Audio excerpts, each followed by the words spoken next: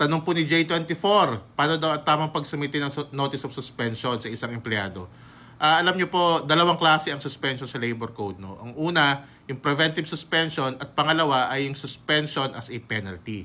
Yung preventive suspension po, maximum lang yan 30 days. No? Hindi pa napapatunayan na nagkasalang isang empleyado, pero siya ay threat sa property o buhay ng employer o kaya ay baka maka-apekto siya sa investigasyon doon sa kanyang kaso.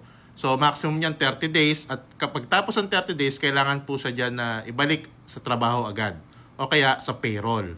Kapag hindi po na ibalik after 30 days yung empleyado kasi pwede yan maging constructive illegal dismissal at pwedeng makasuhan yung kumpanya.